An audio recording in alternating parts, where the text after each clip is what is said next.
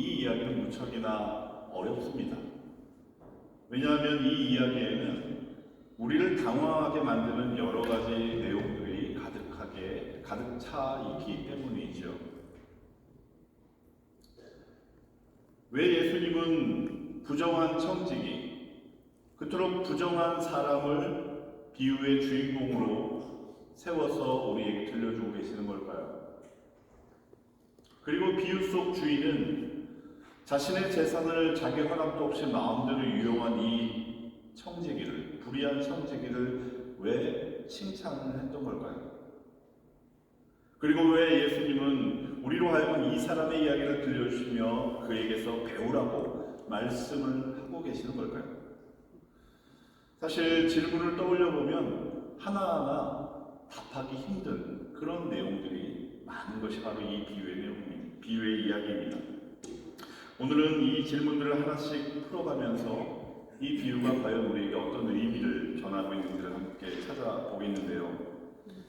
오늘 이야기는 한 부자가 자신이 재산을 맡긴 이 자신의 청지기가 주인이 자기 재산을 빼돌렸다, 낭비했다라고 하는 이야기를 듣고 그를 해고하려고 하는 그런 장면에서 시작이 됩니다. 주인의 재산을 맡았던 이 청지기는 곤경에 빠지게 되었죠. 직장, 일자리를 잃게 되었으니까요. 그때 그는 이렇게 생각을 합니다. 성경의 말씀인데요. 내가 이제 일자리를 잃게 생겼으니 어떻게 하면 좋을까? 땅을 파서 일하자니 힘이 없고 남들에게 도움을 요청하며 빌어먹자니 부끄럽다. 여러분, 만일 여러분이 이 상황이라면 여러분들은 어떻게 하실 것 같으십니까? 이 청지기는 고민 끝에 한 가지 묘안을 생각해냅니다. 바로 주인에게 빚을 진 채무자들을 불러서 그들의 빚을 탕감해 주기로 한 거죠. 첫 번째 사람에게는 100말의 기름을 50말로 절반으로 그 빚의 규모를 줄여줍니다. 그리고 두 번째 사람에게는 100섬의 밀을 80섬으로까지 줄여주게 되죠. 100말의 기름 또 100섬의 밀을 계산할 때 그 계산의 기준이 워낙에 다양해서 학자들마다 그들이 내놓는 정확한 값은 다 다르지만 대략 수만 불에서, 오늘날의 가치로 따지면 수만 불에서 많게는 100만 불 정도까지도 계산되는 그런 엄청난 금액이었죠. 이 청지기가 이렇게 큰 돈을 이렇게 대담하게 깎아주고 탕감해 주었던 이런 행동을 한 이유는 분명했습니다. 그는 자신의 미래를 준비하고 싶었거든요. 채무자들이 지었던 그 빚을 줄여줌으로써 그들의 호의를 얻어서 자신이 일자리를 잃은 후의 삶을 준비하고자 했던 겁니다. 사실 그는 또 한 번 주인 모르게 부정직하고 불의한 그런 행동을 하고 있었던 거죠. 자, 그런데 이렇게 많은 돈을 자기의 미래를 준비하기 위해서 주인의 돈을 함부로 유용했던 이 종의 행위를 알게 된 주인의 반응이 우리를 놀랍게 합니다. 주인이 어떻게 반응합니까? 오늘 본문 8절에 이렇게 기록이 되어 있죠. 주인이 이 옳지 않은 청지기가 한 일을 보고 지혜롭게 행하였다고 생각하였기에 그를 칭찬하더라. 여러분, 도대체 뭐가 지혜롭다는 겁니까? 그가 벌인 행동, 청지기가 행한 그 행동은 이번에도 부정직하고 불의하고 주인의 분노를 살 만한 그런 행동이었지 않습니까? 그런데 어째서 주인은 그를 칭찬을 하고 있는 거죠? 여러분, 이 질문에 대해서 답을 하기 위해서 예수님의 말씀을 우리가 조금 더 들어볼 필요가 있겠는데요. 조금 전에 읽었던 이 8절의 후반부까지 한번 들어보시죠. 주인이 이 옳지 않은 청지기가 이를 지혜 있게 하였으므로 칭찬하였으니, 이제 예수님의 말씀입니다.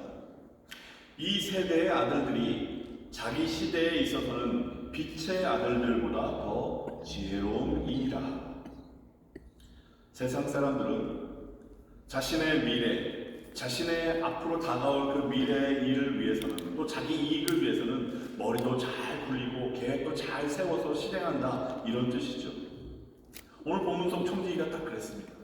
위기 속에서 자신이 마주하게 될 앞날은 은퇴 후의 일을, 직장을 잃은 후의 일을 아주 영리하게, 기민하게 그렇게 준비를 했던 거죠.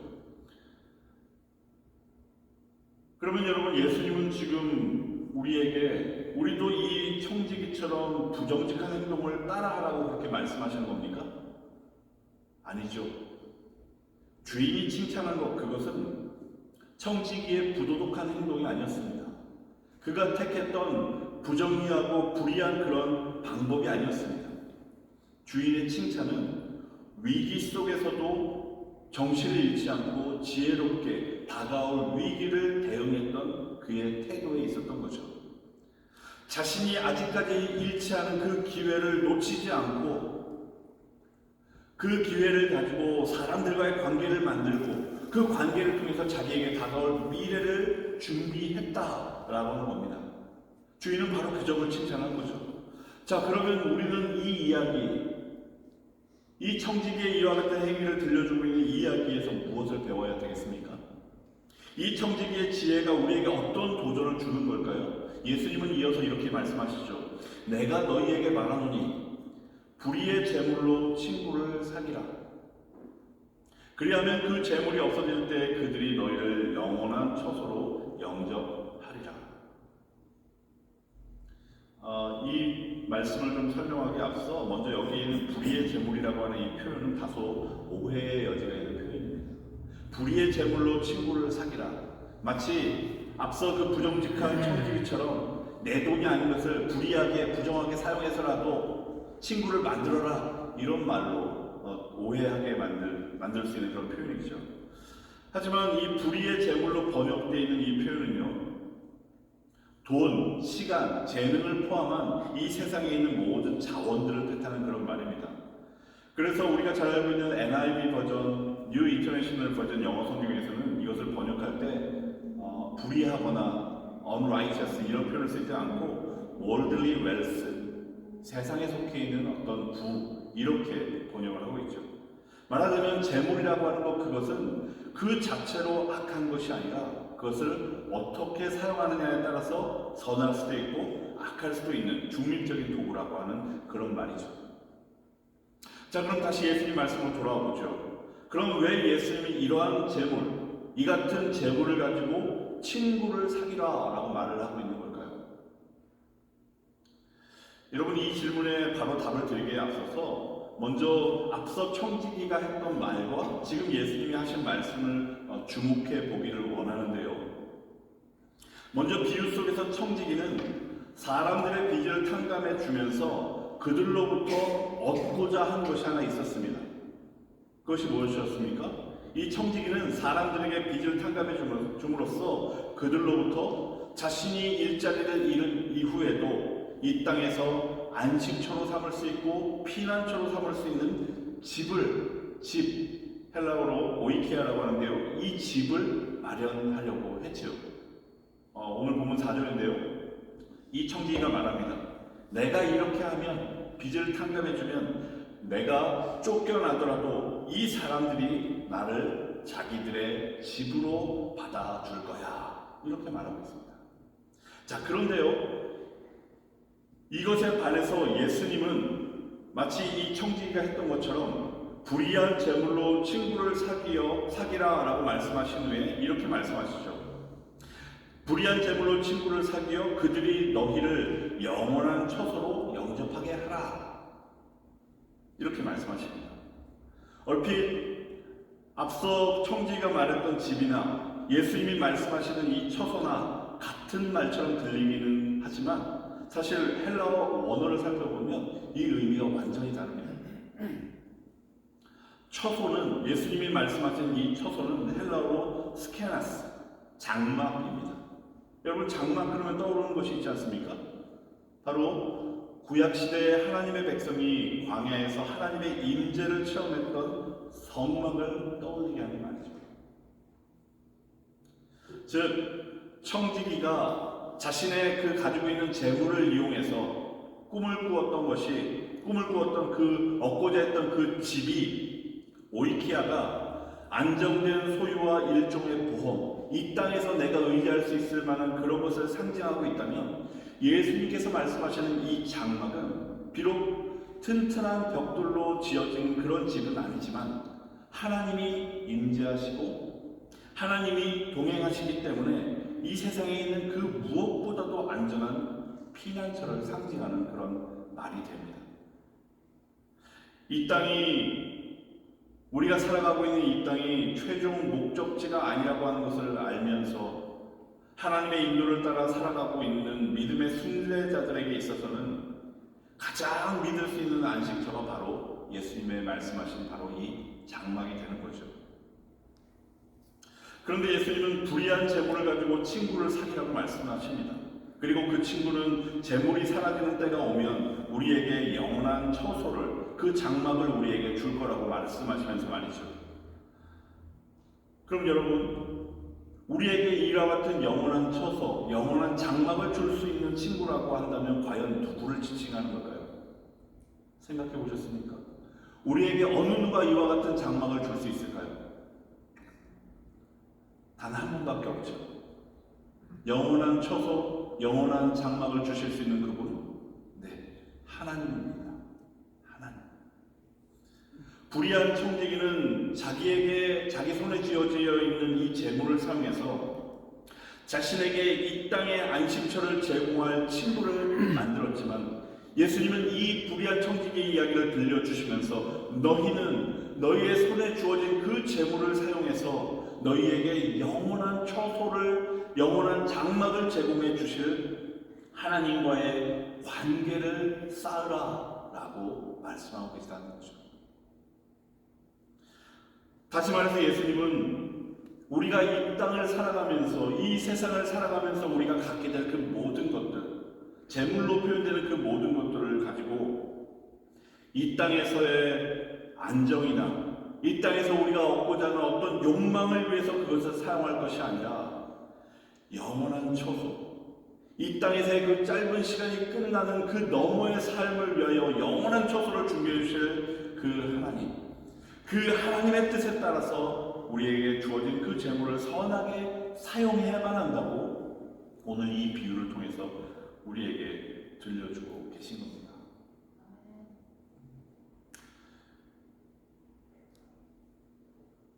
여러분, 그 한국 연예계에 보면 소위 기부천사 이런 별명을 갖고 있는 분들이 좀 많지 않습니까? 여러분들도 언뜻 머리에 떠오르시는 분들이 계시죠? 기부천사 누구누구. 그와 같은 연예인 중에서 가수 션이라고 하는 분이 있습니다. 아마 많이들 아실 겁니다.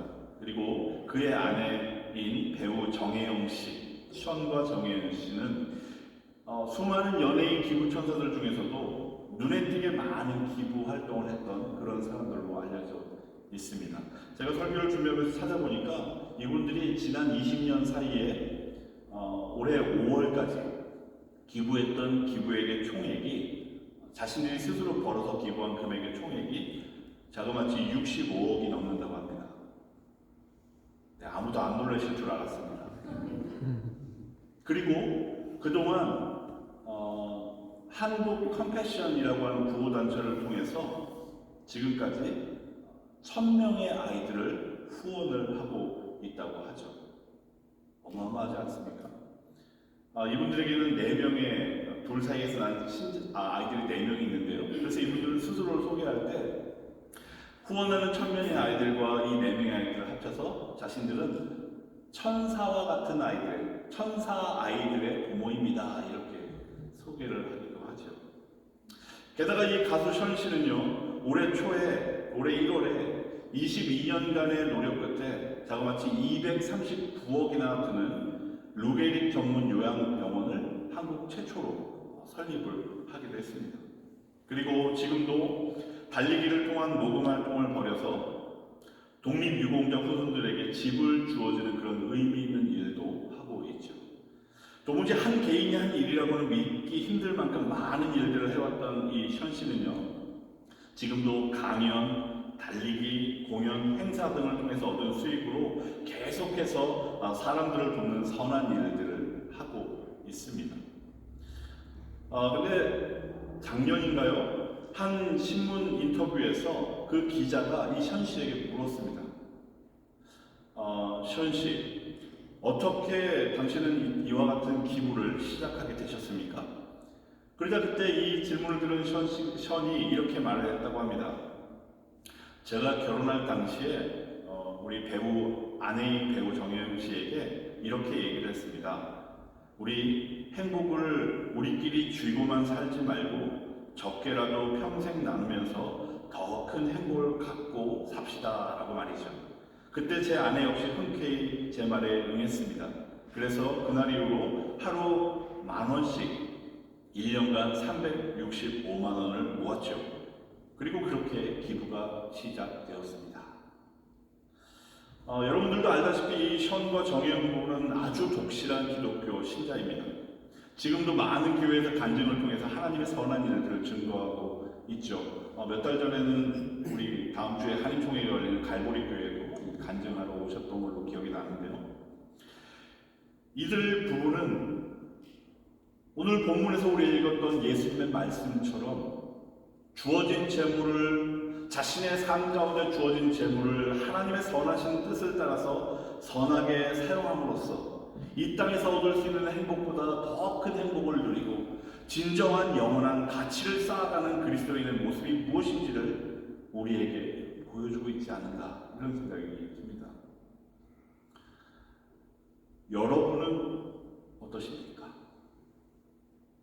여러분은 여러분들에게 주어진, 여러분들이 가지고 있는 돈, 물질, 시간, 재능 어디에 쓰고 계십니까? 무엇을 위해서 쓰고 계십니까? 예수님은 계속해서 말씀하시죠. 지극히 작은 것에 충성된 자는 큰 것에도 충성되고 지극히 작은 것에 불의한 자는 큰 것에도 불의하니라.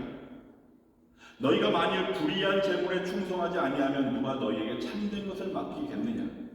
또 만일 너희가 남의 것에 충성하지 아니하면 누가 너희 것을 너희에게 주겠느냐?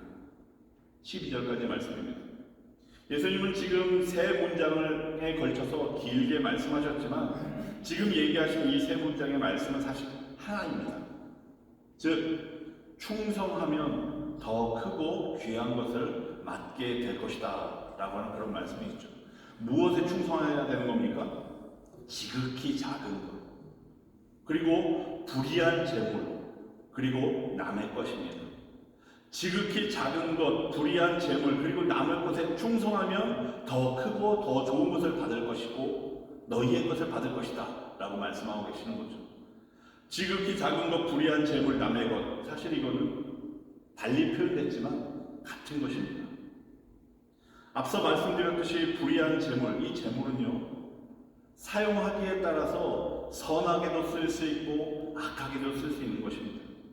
그렇게 이것을 의미를 조금 확장하면 세상에서 우리가 사용하게 되는 모든 것들입니다.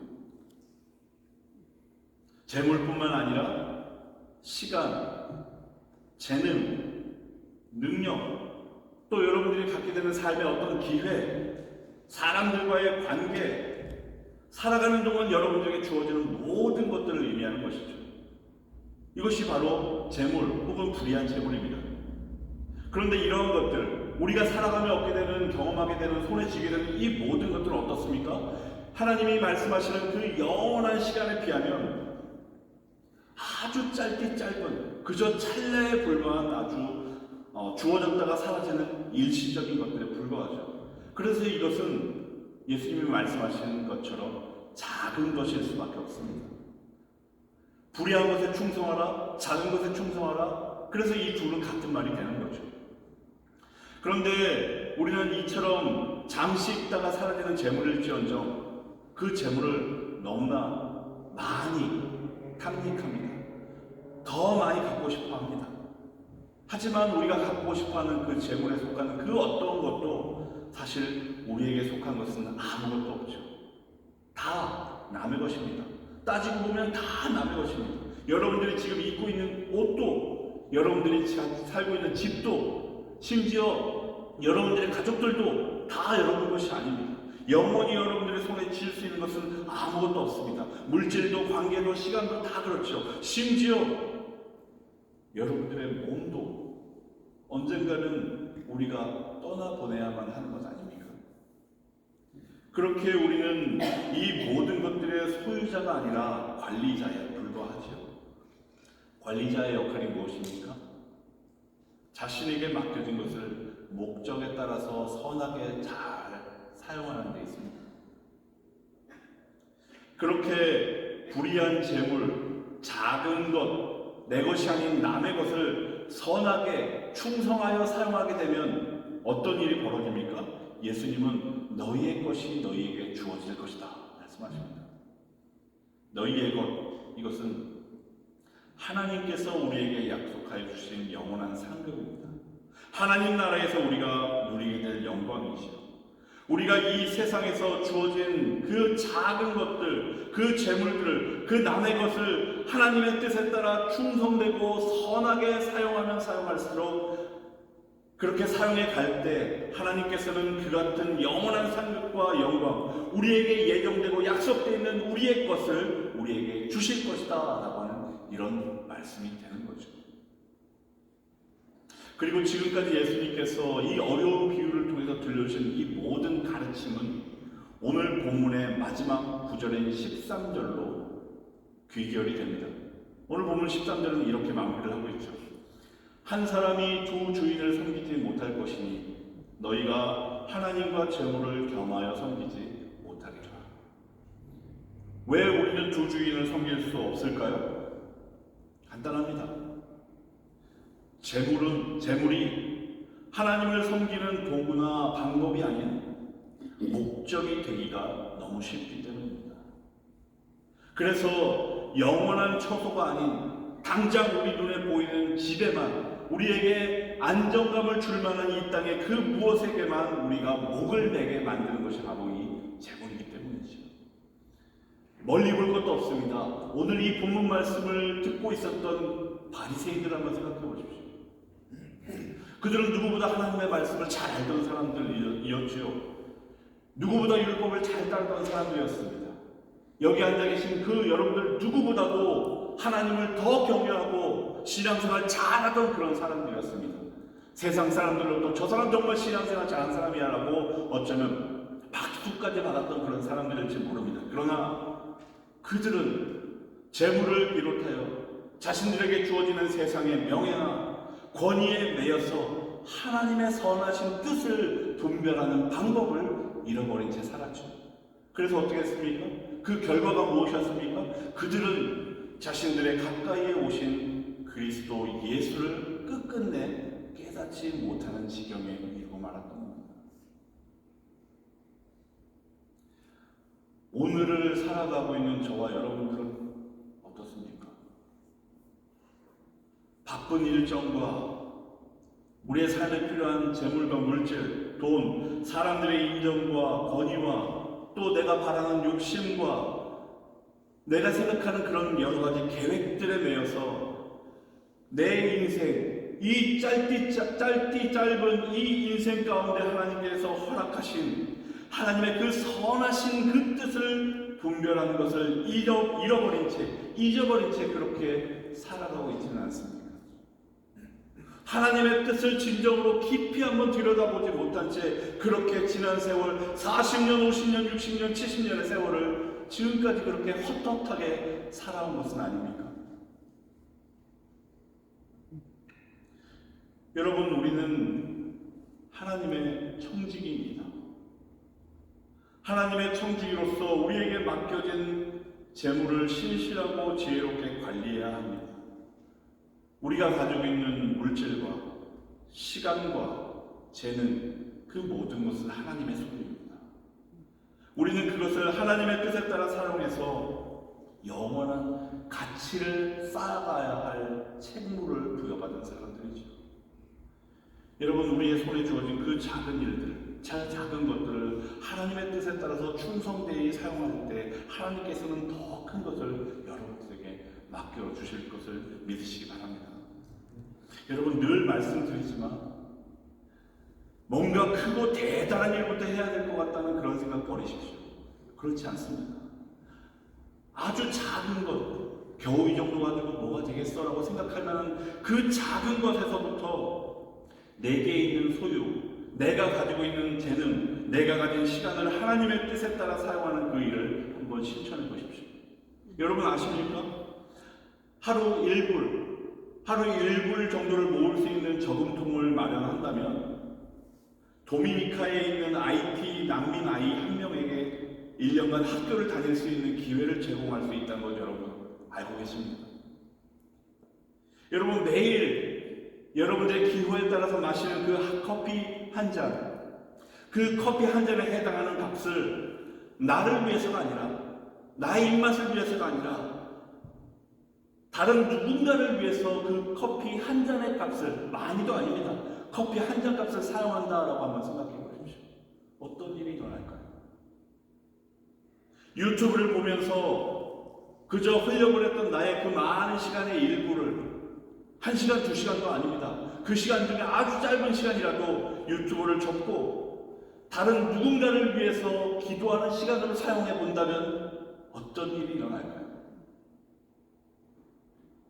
아주 하찮아 보이고 눈에 띄지도 않는 그런 일들이지만 이런 작은 노력들이 쌓이다 보면 우리는 점점 하나님 나라의 크고 영원한 것들을 소망하게 될 것이고 이 땅을 살아가는 내 삶이 그저 허무와 허탄함의 한숨으로 점철되는 것이 아니라 참으로 가치 있는 인생, 영혼의 가치를 사모하는 그런 인생으로 변모하는 것을 여러분 경험하게 될 줄로 믿습니다.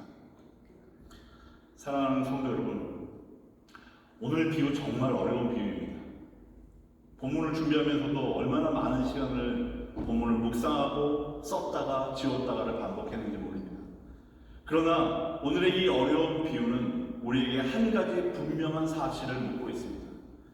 우리의 삶의 주인은 과연 누구인가? 하나님께서 우리에게 맡기신 재능과 능력과 물질을 어떻게 사용할 것인가? 분주한 세상살이 가운데 우리는 하나님의 선하신 뜻을 질문하는 것도 또 그 뜻을 따라 살아가는 것도 잊고 살 때가 많습니다. 하지만 오늘 예수님은 우리를 일깨워 주십니다. 우리에게 주어진 그 모든 것들, 우리의 시간과 우리의 생명을 하나님의 선하신 뜻을 따라 사용함으로써 영원한 처소와 하늘의 상급을 준비하라고 말이죠. 하나님과 동행하는 진정한 안정과 평화를 이 땅에서부터 누려가라고 말입니다. 사랑하는 여러분, 오늘 말씀을 통해 여러분들의 삶을 돌아보시기를 권면드립니다. 여러분들은 무엇을 위해 살아가고 여러분들의 삶의 중심에는 무엇이 계십니까? 하나님께서 주신 재물과 기회와 삶을 신실하게 관리하여 영원한 미래를 준비하는 하나님의 사랑받는 지혜로운 청지기가 되시기를 귀하신 우리 주님의 이름으로 축원드립니다.